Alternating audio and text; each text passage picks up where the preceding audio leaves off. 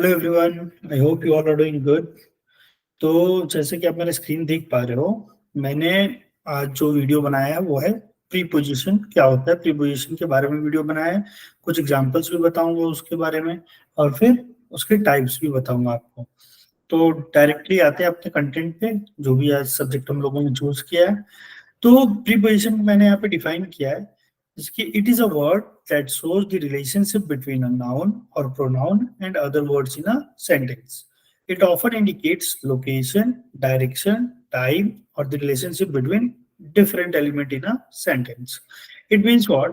इसका मतलब हुआ कि जो वर्ड नाउन और अदर वर्ड्स के बीच में, नाउन या प्रोनाउन और अदर वर्ड्स के बीच में जो वर्ड आता है, जिससे हमारा एक पूरा सेंटेंस कंप्लीट होता है, जो रिलेशनशिप क्रिएट करता है नाउन प्रोनाउन और अदर वर्ड्स के बीच में, उसको हम लोग बोलते हैं प्रीपोजिशन। तो ये बहुत सिंपल सा डेफिनेशन है, आप इसको लिख भी सकते हो। और प्रीपोजिशन क्या करता है, बहुत मेनली ये लोकेशन इंडिकेट करता है, डायरेक्शन हो गया, टाइम हो गया, इन सारी चीजों में ज्यादा डील करता है। और ये रिलेशनशिप बिल्ड करता है between different elements in a sentence, मतलब बहुत सारे वर्ड्स के बीच में एक अपना प्रीपोजिशन यूज करके हम लोग एक सेंटेंस फॉर्म करते हैं। तो जैसे कि मैं यहाँ पे देखो एग्जांपल्स ऑफ प्रीपोजिशन लिखा हुआ है यहाँ पे। तो जो भी मैंने ये बोल्ड में किया है, ये क्या हो गया हमारे प्रीपोजिशन से। Like the cat is on the table. Okay, तो the cat is on the table. Table, तो यहाँ पे ऑन क्या हो गया हमारा, प्रीपोजिशन हो गया। The book is under the chair, तो यहाँ पे हमारा अंडर क्या हो गया, प्रीपोजिशन हो गया। There is water in the bottle, in यहाँ पे क्या हुआ, इन एक एज अ प्रीपोजिशन काम कर रहा है, मतलब वो वाटर और बोतल के बीच क्या रिलेशन बता रहा है। ठीक है, जैसे ऊपर में अंडर ने क्या किया, बुक और चेयर के बीच में रिलेशन बताया। ऑन ने क्या किया, कैट और टेबल के बीच में रिलेशन बताया।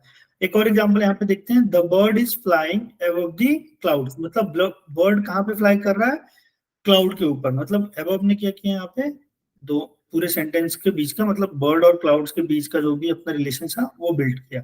सी is sitting beside her friend, मतलब सी इज सिटिंग मतलब कोई बैठा है किसके पीछे, ये किसके बाजू में, अपने दोस्त के बाजू में। There is a river between the two mountains, मतलब यहाँ पे रिवर और माउंटेन्स के बीच का एक रिलेशनशिप किसने बिल्ड किया, वो है बिटवीन। ठीक है, प्रीपोजिशन को हम लोग कैटेगराइज भी कर सकते हैं कुछ टाइप्स में। तो जो मेन टाइप्स है उसको मैंने यहाँ पे फोकस किया है। तो प्रीपोजिशन ऑफ प्लेस, मतलब कोई जगह को लेके हम लोग कैसे एक क्या क्या हम लोग प्रीपोजिशन यूज करते हैं, उसके बारे में मैंने बताया। जैसे कि प्रीपोजिशन ऑफ प्लेस में मतलब एग्जांपल्स में हम क्या क्या यूज कर सकते हैं, for example on, in, under, above, below, between, behind. तो मैंने फॉर एग्जांपल यहाँ पे लिया है, the cat is on the roof, मतलब रूफ क्या हो गया, एक प्लेस हो गया, और कैट कहाँ पे, ऑन द रूफ, मतलब प्रीपोजिशन हम लोगों ने प्लेस में यूज किया यहाँ पे। देन आगे बढ़ते हुए मैं बताऊंगा कि प्रीपोजिशन ऑफ टाइम क्या हो गया, मतलब टाइम के ऊपर, मतलब कोई समय समय के ऊपर हम लोग कैसे प्रीपोजिशन को यूज करके हम लोग सेंटेंस फॉर्म करते हैं। तो टाइम के लिए हम कौन कौन से प्रीपोजिशन यूज करेंगे, यहाँ पे जैसे at, on, in, during, before, after, since, for. तो ये सारे हो गए हमारे प्रीपोजिशंस के एग्जांपल्स, किसके लिए, टाइम के लिए। तो यहाँ पे एक एग्जांपल है, we will meet at 3 PM, मतलब मीट और जो टाइम है उसके बीच में हम लोगों ने क्या किया है, प्रीपोजिशन जो यूज किया है वो है एट। ओके गाइस, आगे देखते हैं प्रीपोजिशंस ऑफ डायरेक्शन और मूवमेंट। डायरेक्शन मतलब क्या होता है कि एक कोई तो भी दिशा होगी, मूवमेंट मतलब हम किस डायरेक्शन में मूव करें, किस दिशा में जा रहे हैं। ठीक है, तो यहाँ पे हम लोग जो प्रीपोजिशन यूज करेंगे मोस्टली फॉर डायरेक्शन और मूवमेंट, वो है to, from, across, along, over, into, through. अब जैसे कि एग्जांपल में आप देख पा रहे हो, मैंने लिखा है सी वॉक थ्रू दी फॉरेस्ट, मतलब कहाँ से वो कौन से डायरेक्शन में गई, वो फॉरेस्ट के डायरेक्शन में, बट कहाँ से वॉक करते हो गई, थ्रू फॉरेस्ट। ठीक है, we went for a walk along the beach, मतलब हम लोग बीच की तरफ वॉक करने के लिए गए थे। सो उम्मीद करता हूँ कि आप लोगों को ये सारी चीजें समझ में आ रही होंगी। ठीक है, प्रीपोजिशंस ऑफ मैनर। अब मैनर मतलब, मैनर में हम कौन कौन से एग्जांपल्स मोस्टली यूज करते हैं, बाय, विथ, लाइक।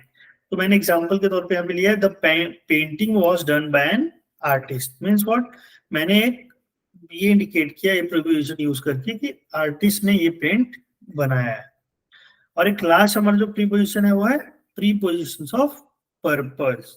पर्पस मतलब किस चीज के लिए हम कोई काम कर रहे हैं, उसमें हम कौन कौन से प्रीपोजिशंस यूज करेंगे उसके एग्जांपल्स दिए यहाँ पे, जैसे कि फॉर हो गया, टू हो गया है, हाँ ऐसे एटसेट्रा बहुत सारे प्रीपोजिशंस हैं। तो यहाँ पे मैंने क्या एग्जांपल में लिया है, सी स्टडीड फॉर द एग्जाम। ठीक है दोस्तों, तो उम्मीद करता हूँ कि आपको प्रीपोजिशंस क्या होता है ये समझ में आया होगा। और मैं एक छोटा सा डिफाइन कर दूं, अगर मैं यहाँ पे इसको ब्रेक करूंगा तो प्री मीन्स हो जाएगा पहले, पोजीशन मतलब हो जाता है कोई प्लेस कोई जगह। तो मतलब क्या हो गया यहाँ पे, प्री पोजीशन का मतलब क्या हो गया कि हम लोग दो वर्ड्स के बीच में या एक प्री पोजीशन एक वर्ड यूज करते हैं जो कि हमारा एक सेंटेंस कंप्लीट करता है। मोस्टली ये नाउन और प्रोनाउन और अदर वर्ड्स के बीच में यूज होता है। ठीक है, और ये मेनली कहाँ पे इंडिकेट किया जाता है, लोकेशंस पे, कोई डायरेक्शन हो गया, टाइम हो गया। तो हम इसका एक कंक्लूजन ऐसे निकाल सकते हैं कि प्रीपोजिशंस दो वर्ड्स के बीच में यूज किया जाता है या दो एलिमेंट्स के बीच में यूज किया जाता है जिससे कि वो दोनों एलिमेंट्स के बीच का रिलेशनशिप बता पाए और एक हमारा सेंटेंस भी फॉर्म हो पाए। तो दोस्तों उम्मीद करता हूँ दैट आपको ये वीडियो पसंद आया होगा।